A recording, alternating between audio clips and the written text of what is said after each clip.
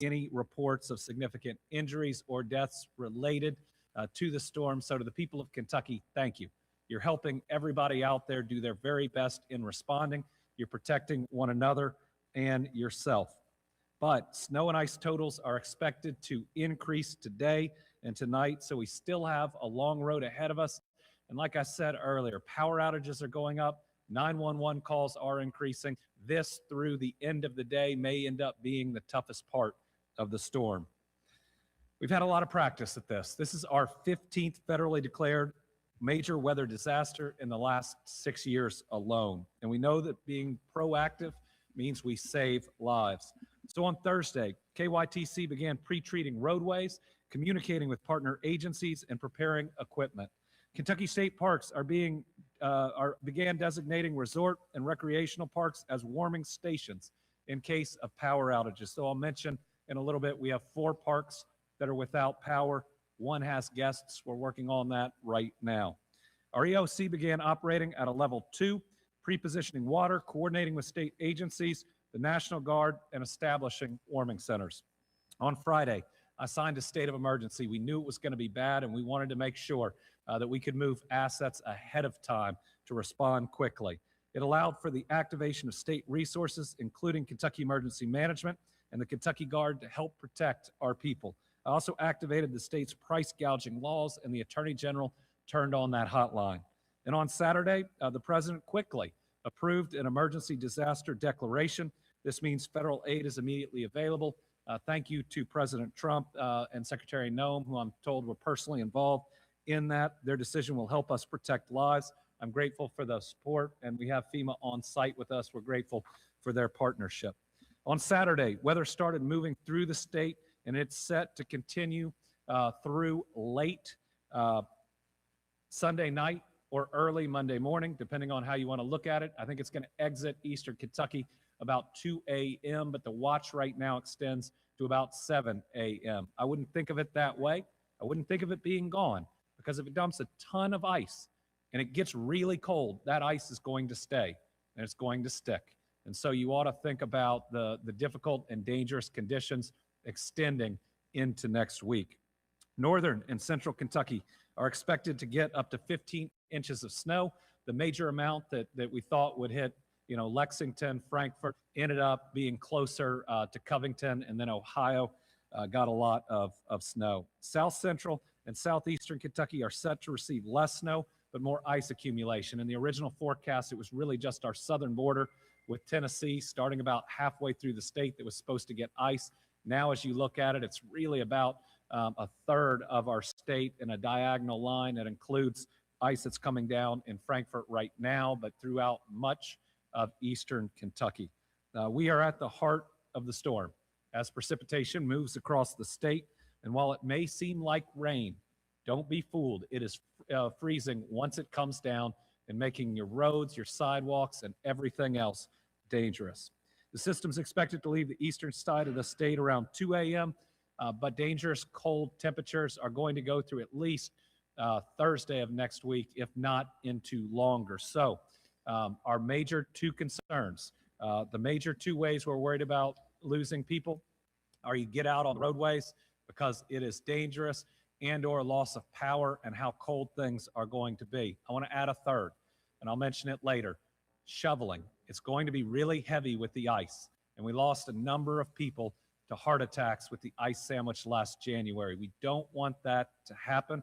I know you're probably not going to get out until at least tomorrow to shovel, but make sure you take it easy. You take breaks. With ice on the roads, it's going to be harder for first responders to get to you. We don't want to lose anybody to that like we did last time. Bowling Green to Campbellsville, Richmond, Moorhead, and even up to Ashland look like they're going to get at least 1/4 of an inch of ice. That makes conditions very dangerous and can bring down power lines. Currently, there are 50,181 power outages. Like I said, 2 hours ago, it was about 25,000. 8:45 a.m., it was about 38,000. They are going up quickly. 4 state parks without power. 1 has guests. 2 hospitals are on backup or generator power, but are not currently reporting any needs. We have huge numbers of utility workers and contractors that are out there. Thanks to the National Weather Service, which is critically important and needs to continue to get all the funding to provide these forecasts, as well as all of our meteorologists. Thank you for giving us the heads up, giving us days to prepare. And because of that, hopefully we can get power up and running in parts of the state that much faster. Reports right now are that Barron and Pulaski County are two of the most impacted areas. We're sending TOSS teams with the Guard to Barron County to help clear the roadways. We're checking in directly with local officials and hospitals, but if you're watching this and you're a local official, hospital administrator that needs help, please call us here at the center. We've got a ton of people who are really good at this that are ready to help you. But with these dangerous cold temperatures, if your power is out, we want you to go to a warming center. We currently have more than 112 warming centers set up across the Commonwealth.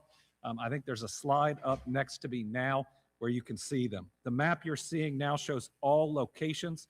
This site is linked across my social for those in need. You can also get it at kym.ky.gov. Our Kentucky State Parks have also set up warming centers. If you cue the slide, it is most all of our parks. I'm not going to read through them, but you can pick up your phone, call your local state park, and they can tell you, as long as they have power, we're going to take people in who don't and make sure that you make it through this storm. If you're traveling to a state park, please use caution. And for park updates, you can visit parks.ky.gov. National Guard is ready to help those that are in need. Guard members, which are soldiers and airmen, are currently across the state already in 53 of our armories across 42 counties. The Guard's begun making rounds in local communities. They started that yesterday. They're continuing to do wellness checks and prepare for any needed transports due to power outages. They're helping a lot of medical professionals in some parts of the state get to their hospitals and places of practice. If you need that help, please reach out. The teams have preloaded near areas expected to receive increased ice accumulation. Now for additional updates, I'm going to turn it over to Director Gibson. Thank you very much, Governor, for just a few minutes to just provide some more detailed updates on some things. The Governor's done a good job of summarizing how things have been going this week, and we do appreciate the early warning from our meteorologists and our stations that people have taken heed to the warning. We didn't see as many issues overnight as we could have, and I think that has a lot to say about the people heeding the warnings that were put out. There was good messaging about it, and we've heard well that the roads were clear and our transportation crews were able to make good progress through the night. But this morning we woke up to, many of you all have woke up to a freezing rain across our southern part of our state, and we're starting to see that be the most impactful area. And we're not out of the woods on that yet. That area of our state's going to continue to see this freezing rain for next several hours, and that's going to continue to worsen the impact. This morning, as the Governor's talked about already, our power outages have started to surge, which will increase the need for our resources in that area. And we've already started to shift to our impacted area with our National Guard folks, our forestry folks, and making sure that we're prepared to answer any commodity requests in that area. We do have those ready. And if you are a local official and you're tuned into this and you need assistance, or if you're in need of a warming center and you're having trouble finding that, we have our number here at the call center that is staff. We have individuals that are standing by to take your call. It's 50. I'll put the number up at the end. It's available on our website, and I'll give it to you now. If you need assistance that you're not getting, and we can help you with that, our number is 502-607-6665. And I'll repeat it one more time, 502-607-6665. And we can help you with finding your warming center or finding some aid that you may need. And if you're a local official and we haven't talked to you and you're having trouble, we know there are cell phone outages sporadically across that southern area that's been impacted by this. So we're going to do our very best to make sure we find multiple ways to communicate with you, maybe even in-person visits if you're a local official. We're trying to make sure that we're doing our very best to make contact with you. Our warming centers that the Governor talked about are open. We've asked our local officials to put those posted on there. They have the ability to turn those on when they open them. And so you're seeing that map updated continuously if there's one in your area by your local officials. And we continue to work very closely with those across this area to make sure that the community is getting what it needs. And if we can support them, we're here to do that. We know that this weather is going to continue all throughout this day. the National Weather Service is here in the EOC, so we do get continuous updates. And I just spoke with them before this began, and definitely expect a full day of this, precipitation of some form, whether it be rain, freezing rain, turning into snow and ice and sleet. So we're going to see a mixed bag for the rest of the day, and you all are watching the news and you're catching that as well. But we're watching that here. We just say that so that you know that we're keeping up with things that are going on for our situational awareness, and we remain prepared to meet the needs of the Commonwealth. We took the week of advance notice on this storm to prepare by moving commodities into your communities, and we have more commodities such as drinking water if you have water outages later on after this event unfolds, and generators at hand to a limited number, but definitely have generators available to help communities survive this incident. We've got a lot of National Guard folks that are available to help us get these roads clear. As we know, local road crews are going to struggle, and our National Guard folks stand by and ready to assist. They're as heavily staffed as they could possibly be. We know that area between that Pulaski County over to Barron County are heavily impacted. And so as we see that going on, we know that there is, issues in that area, and we're specifically focused on that. But if you have additional needs or concerns, please, again, call here at the EOC. There's a watch desk that you're regularly calling, but also that additional number we've opened up to take more calls as our lines are staying pretty busy today. Again, 502-607-6665. We stand ready to help. The EOC is fully staffed, and we're here for you all. Thank you very much. All right. Next, we're going to hear from Secretary Jim Gray. Let me start again by saying our roadways and overpasses are slick. Conditions are dangerous. Right now, it is simply not safe to drive on our roads. We're asking everyone to avoid travel, not only because you could hurt yourself or someone else, but also because fuel availability is low in certain parts of Kentucky.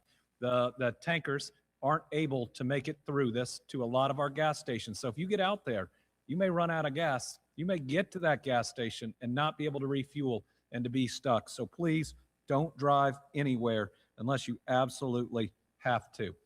Again, that opens up space for our highway crews. Remember, they're Kentuckians. They want to go home to their families at the end of the day. They are out in difficult conditions for you, for your safety, and to try to get everything up and running faster. So let's make sure that we take their safety seriously. Over 1,500 state-owned and contracted plow trucks have now been deployed, and our teams are pulling from a stockpile of 311,000 tons of salt and over 1 million gallons of brine for anti-icing efforts. And so now that I've taken all of his updates, here's Secretary Gray. Thank you, Governor. Well, Governor said earlier, he said, we cannot say enough. We cannot emphasize enough, punctuate it enough, echo it enough, that we are asking Kentuckians to please stay off the roads. This is going to be a very rough day, the next 24 hours.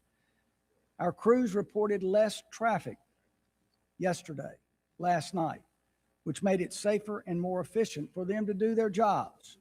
These folks are maneuvering heavy equipment and vehicles. And so having more room to do their work really helps them out. Now, this is an image, James, of some of our vehicles. It's called an echelon arrangement, which is covering an entire area, entire lanes of I-75. Now, thanks to our thousands, 2,300 skilled, resilient highway crew members, snow fighters, they are responding now, and they responded before the storm hit. We literally spent last week dialed in to the weather forecast, planning. We got ourselves ready to meet the dynamic challenges that we knew each region was going to have, from heavy snow to ice-glazed roadways, and our teams responded accordingly. I've been checking, in fact, this morning with our chief district engineers in our districts around the state. They have all reported that our forces are ready for anything that is thrown at them. The governor said it last night. We are in full force statewide.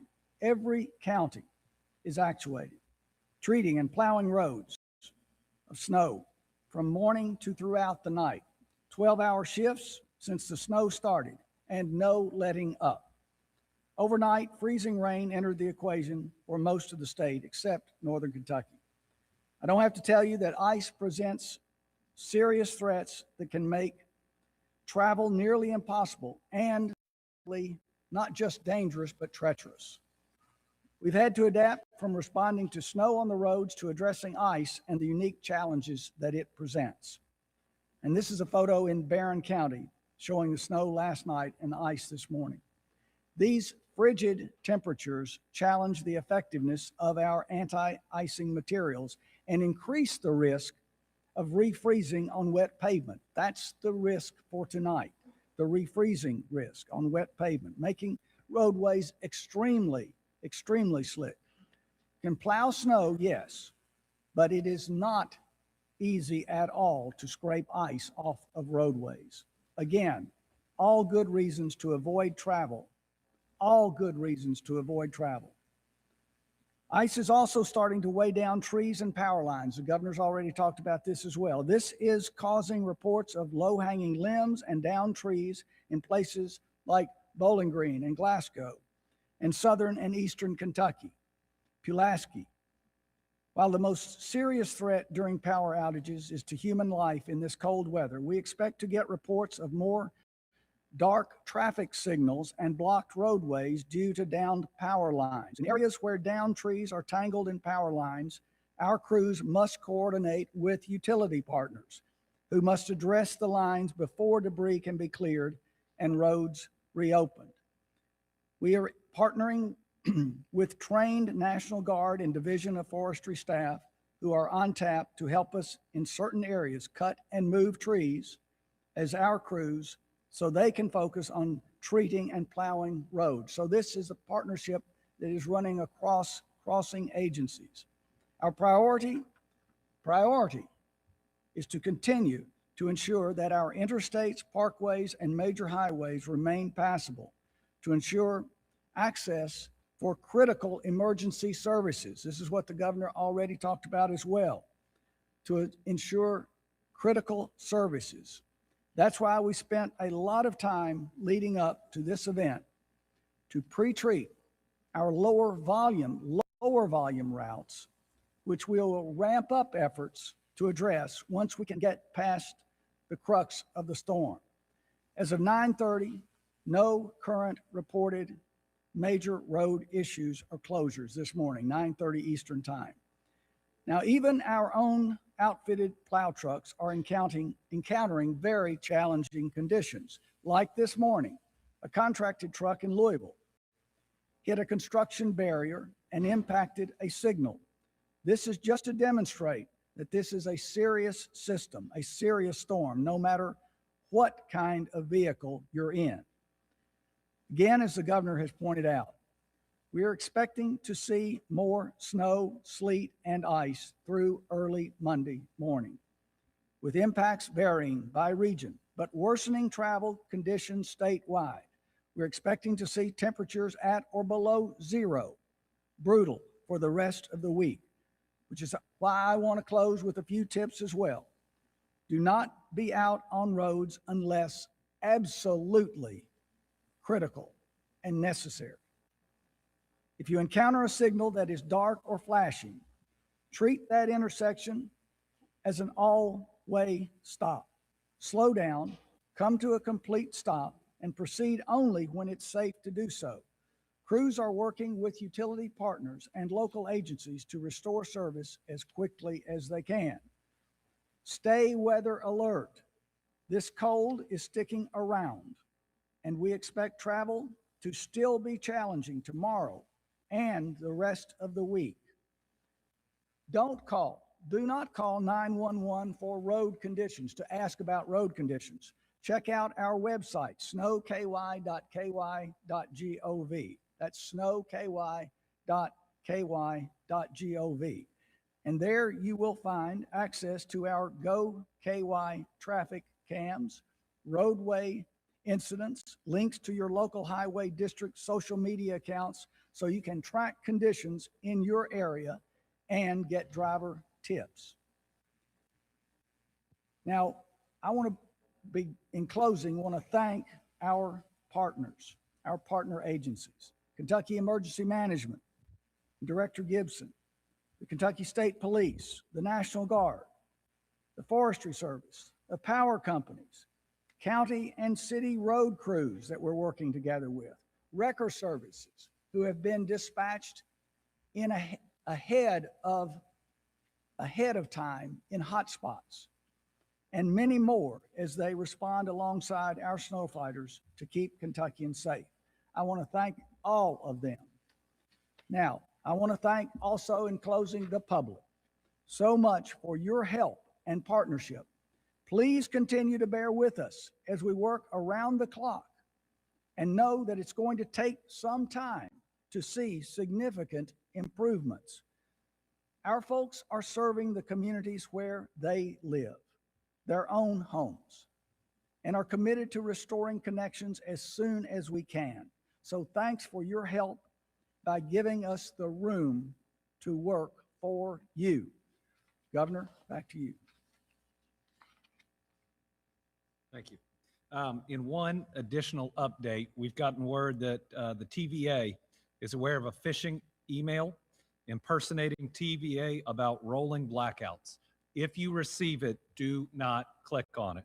Again, the TVA is aware of a phishing email that's impersonating them, the utility, about rolling blackouts. If you receive it, do not click. So if you're the media in that area, please amplify that message. Those whose social media is read in that area, please amplify that message. We don't want people's personal information, email, or the rest being hacked or altered, so please do not click that. Okay, we got a long day and night ahead of us. We need everybody to take precautions, so I've got a few tips too. Do not travel unless it's an emergency.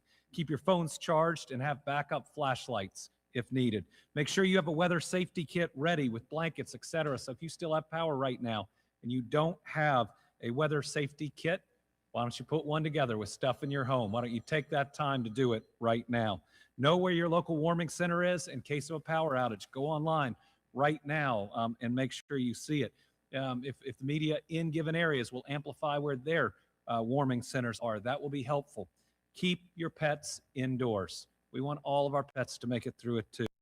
Go outside for extended periods of time. If you use a generator, have it at least 20 feet from your home. Thankfully, in the last few weather disasters, we haven't lost anyone to carbon monoxide poisoning, but that's a lot in the past.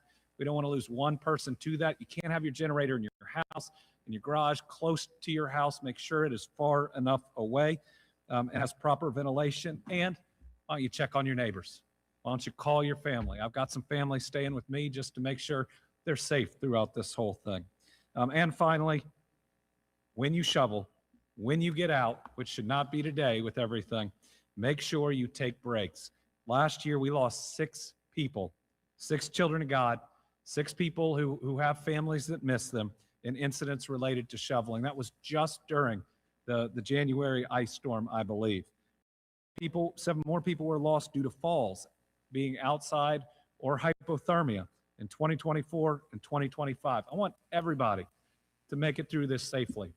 I look around this EOC, and most people here helped us after an F4 tornado stayed on the ground 200 miles in Kentucky, have helped us through the worst flooding we've seen time and time and time again. We don't want to lose somebody to a snow and an ice storm that we know, with the right precautions, that you can make it through. We care about each and every one of you, so please take this seriously. I want everybody to be safe, so don't take a risk. It's just not worth it. And remember, if you need help, it's available. Once again, we need folks to avoid calling 911 unless it's an emergency. If you're in an emergency, call 911. But otherwise, you can call your local KSP post. If lines are busy, we have an established unmet needs line that was read, 502-607-6665. That's what's been ringing over here. I'm glad it's ringing. And we're going to answer it through press conference or anything else, because everybody in here is working, and they're working for you. We'll keep providing updates via social media and other means. Tonight, we're going to evaluate the roads and give an update ahead of the Monday morning commutes. You know, I'm an employer too. I'm in charge of Kentucky's executive branch, which is about 30,000 members. So I'm watching those roads really closely, and we're going to be careful going into Monday. I'm not going to have people out there unnecessarily if they're not safe. So please watch for an update later tonight. And for businesses, be flexible. I mean, if this season continues and it gets so cold it can't be treated overnight, be flexible with your employees. Remember, we'll get through this. We'll get through it together, just like we always do. So everybody stay safe. We now have about on the line. We'll go through them quickly. We'll start with Paul Miles from WHAS Radio. All right, and you are hearing just the question and answer session now with Governor Andy Beshear's Team Kentucky update on the outages. He said the numbers have gone up tens of thousands across the state now, but thankfully it seems like a lot of people, Gabe, were prepared. They heeded that warning. They said 2 hospitals, I think down more in the southern part of Kentucky are on backup generators. Barron and Pulaski counties, the 2 hardest hit so far. 112 plus warming centers across the state, and that's going to be what a lot of people want to use if they do not have that heat, because this week is going to be brutal. That number that he had just mentioned, I want to reiterate it. If you have unmet needs, not emergencies, but unmet needs, is 502-607-6665. So overall, maybe not the higher totals that we were seeing here in the Louisville area. Indiana got more freezing rain. They said the freezing rain, that was the big factor as to why we might not have gotten as much. And it also is why southern Kentucky was harder hit, because they're just sliding around everywhere. Yeah, but it's good that we do have that phone number that we just mentioned, 502-607-6665. You can help. You can call that number and get that help finding a warming center. Also, Kentucky State Parks are serving as warming centers as well. Now, avoid travel, like he said, and fuel is low across the state right now. So if you don't have anywhere to go, stay at home. We're also keeping a close eye on school closings for tomorrow. JCPS still hasn't made that call just yet. Yeah, we kind of feel like we know where this is going, but we're going to make sure those districts make that official word, and we'll have that scrolling at the bottom of your screen when that happens. We did want to give a shout out as we leave you from a longtime morning anchor here at WHAS 11. You know her as Rachel Platt. Back in the 90s, she would announce weather-related school and business closings. Now that Rachel works at the Fraser, she wanted to do it once again for old time's sake. So many of you come up and say, I grew up with you and you told me I've got to be out of school because of snow. Well, guess what? You don't really need me anymore because you find out online. And now it's 2026, but I wanted one more chance to announce a closing. So here it goes. The Beshear Kentucky History Museum is closed today. A blast from the past right there. We will keep you, of course, updated on those school closures as we get them on WHAS11.com. And of course, our coverage on this snowstorm continues this afternoon. We are back at 2 o'clock with an update from Louisville's mayor on our app. Yes, and stay in the know by downloading that free WHAS 11 app on your phone and stream us on your smart TV. We will see you back again. Have a safe and wonderful rest of your weekend.